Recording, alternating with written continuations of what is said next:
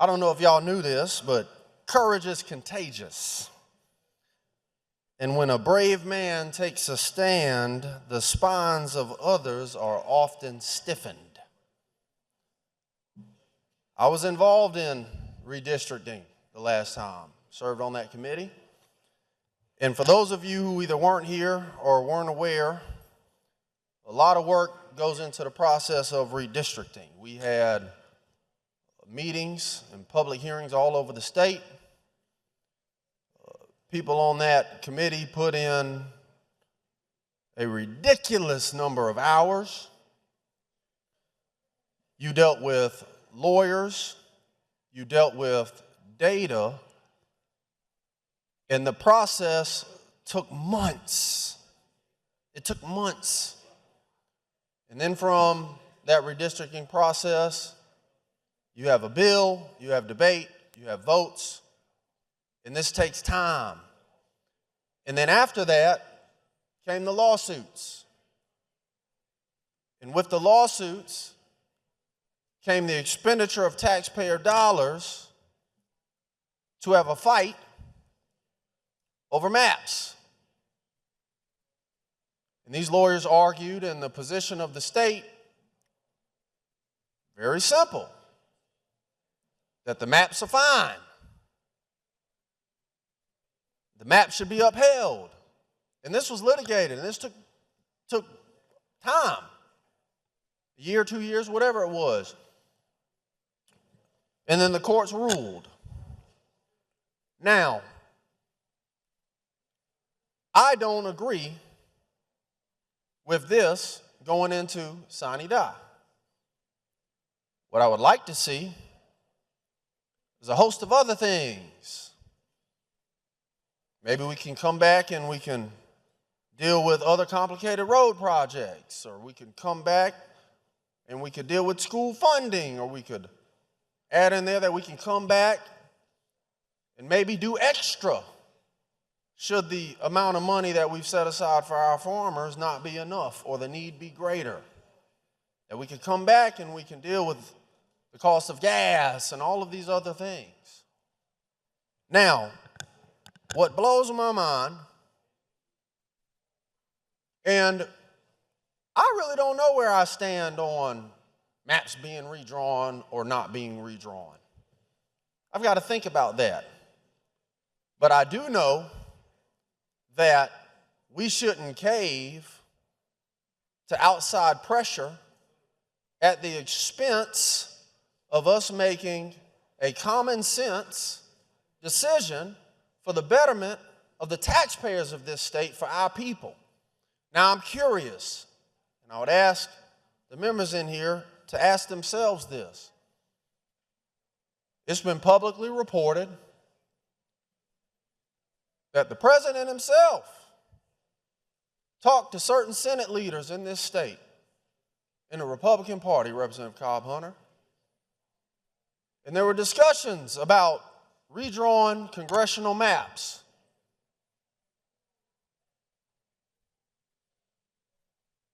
Were there questions asked by our president about how our South Carolina farmers are holding up with the costs of pesticides and herbicides and diesel gasoline? Were questions asked, do you need help with education and maybe, I don't know, this voucher system, public or private schools? Were questions asked, is there anything that I can do at the federal level with all this power to help your citizens, Republican and Democrat alike, with the cost of regular unleaded as I deal with what I have to deal with at the highest level? Were any of the questions asked? I remind each and every one of you, courage is contagious. And when a brave man takes a stand, the spines of others are often stiffened. There's a lot going on. We all understand how complicated and how problematic and how ridiculous Washington, D.C. can be. And for a long time in this body, it's very interesting. If you go back when I first came in 2015, and I'm not going to vote in favor of this. When I came in 2015, it seemed like there was a D.C. shield around this place. And that D.C. level politics, both in Congress and the White House, this place was impervious to that. And decisions were often made about what's best for the people in South Carolina. Are we going to let that be the standard here today? Or are we going to turn into the very thing that South Carolina has from its founding complained about, which is the federal government being ridiculous? Now, I understand, very difficult. President of the United States, very powerful man, wields a heavy-hitting thumbs for Truth Social and X, Meta and Instagram, and I understand it. To be honest, I don't envy my Republican colleagues. I don't envy you one bit. We have seen time and time again, and I understand it, that sometimes when a member of the Republican Party stands up for the benefit of their citizens or stands up for an alternate policy that they do not agree with that comes from the White House, they get attacked. They get attacked. Marjorie Taylor Greene, Exhibit A. You go from being the greatest to being dirt not even worthy of being on the bottom of a boot. I understand. I'm not envious of my Republican friends. However,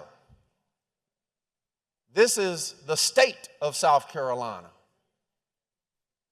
This is the state of South Carolina. We're responsible for South Carolinians.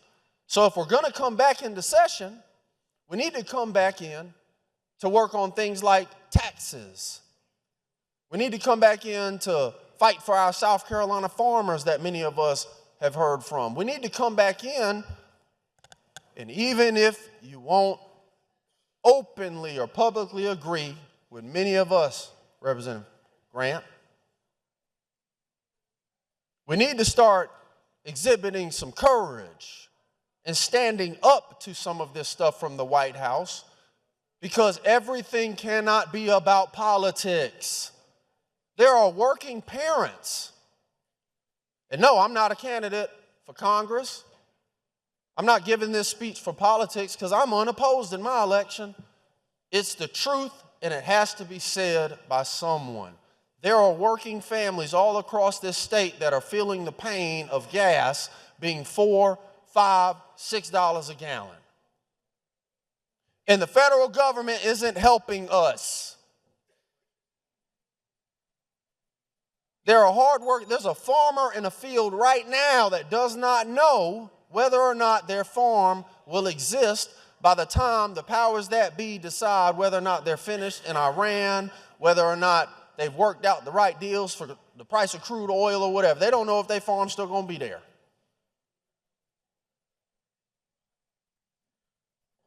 We got folks whose health insurance is messed up. They don't know if they're going to live or die because they don't know if they're going to be able to afford the cost of their health care. At what point will we go back to being a state where we actually are committed to putting South Carolina first? Because the state is letting down her citizens. 48 hours ago, that phone call was made, and here we are within 48 hours talking about we need this so we can take up whether or not to redraw maps. 48 hours. It took our farmers longer than that to get a bill in the Senate. Think about that. The people who feed us. But one phone call from the White House, and all of a sudden, this is the most important thing. This has to get put in sine die above all the other pressing things that we have to deal with in this state? Absolutely not. Some things are more important than politics. And I will just say this. Mr. Bamberg, I'm sorry to inform you, your first 10 minutes on the amendment's up. You wish to have your second? Yes, sir. You're recognized. And I will say this.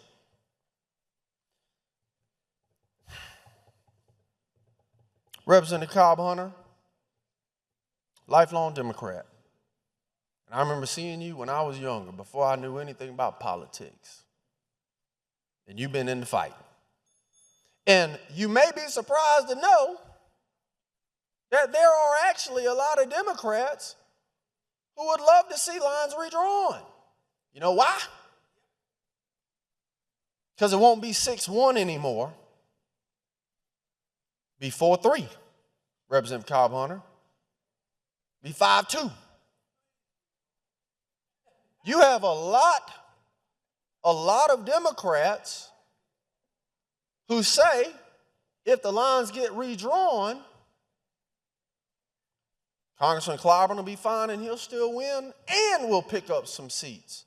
And that's why I tell you, I don't know where I'm at on redrawing the maps. Hell, maybe we should take this amendment down and put it up with something that says an independent, nonpartisan organization will draw maps in this state for the rest of history so we can remove politics from the map drawing process. So I'm not decided on that, but I am decided on this.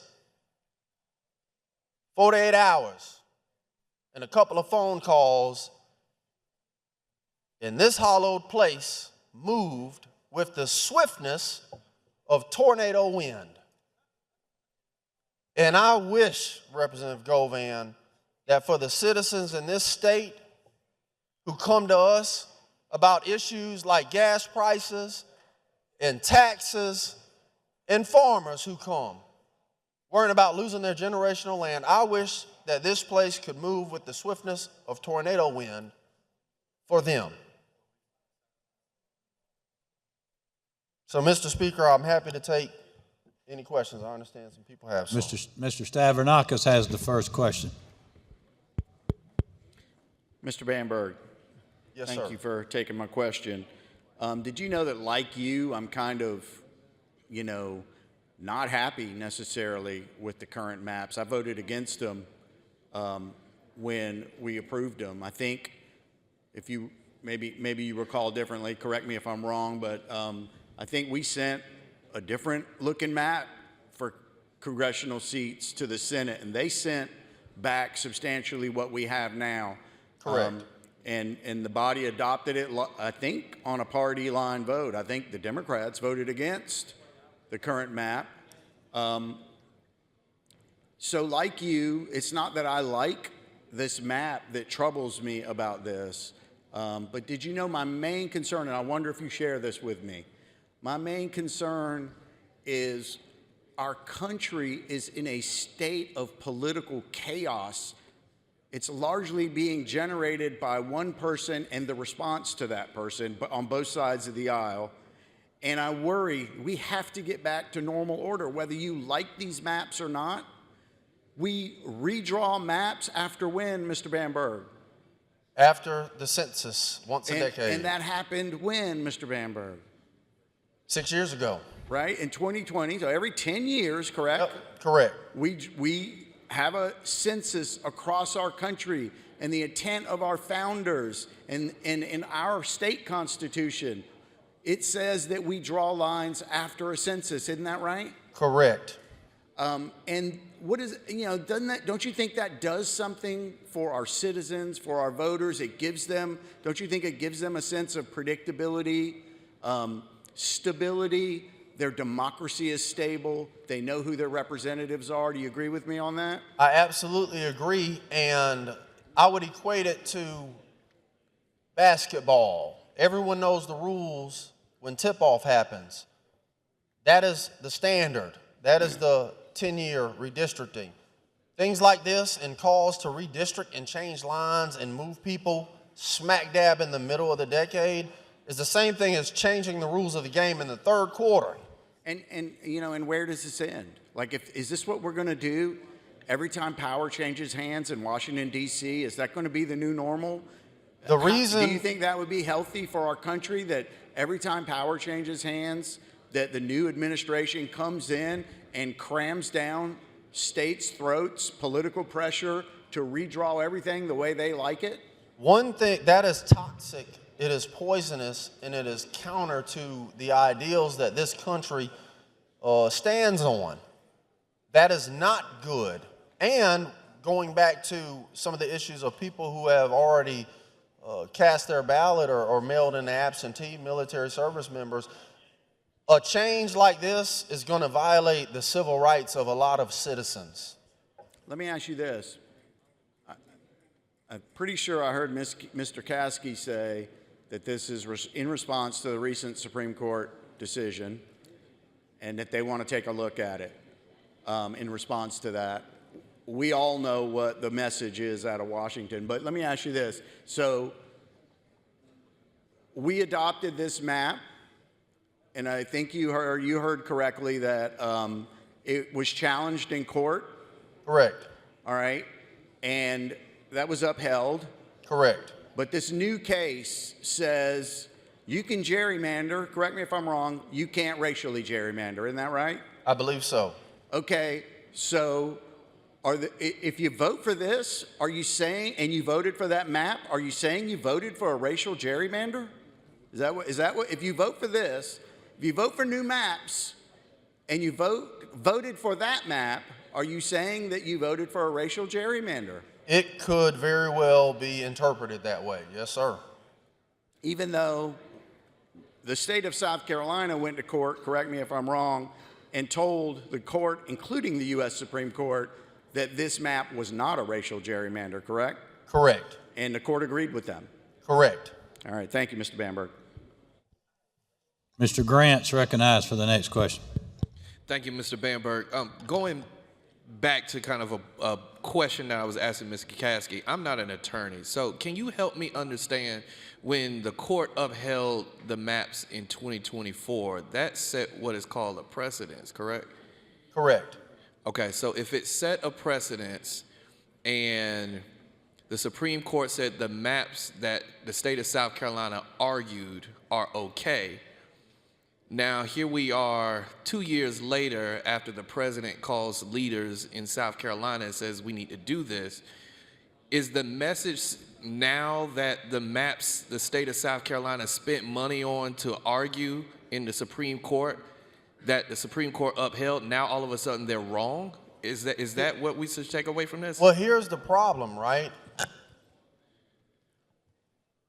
We know why these calls are being made to have states redo maps. And it is a very nefarious reason that we have been able to avoid delving into in this state. And that is something that I'm pretty proud of. So to do this and to go down this rabbit hole and to look at doing new maps is one of two things. It is either you think the maps were wrong and what the state argued during the lawsuit was incorrect, or you think the map was fine and agree with that, but you are doing the opposite of, it's a quote about refusing to cower before any master or bend to any threat. So let's take the first scenario that you did. Let's just say that we're now saying that the courts were wrong. Do you know how much money the state of South Carolina spent to argue that case? And would that amount be a waste of taxpayer dollars now? It was a lot of money. It was 7 figures worth of money. It was money that could have went to other things, but it was spent. The case ended And it would be extremely irresponsible to particularly right now, when we're dealing with when the people in this state are dealing with the economic problems that they have, and we're supposed to be good stewards because they need financial help, it would be extremely irresponsible to then waste money spending millions of dollars litigating a case that will absolutely be coming. And then, Representative Grant, the craziest thing is, by the time the lawsuit and the appeals end, it'll be time to Mr. Bamberg, again. Mr. Bamberg, I hate to inform you your second time on the amendments up.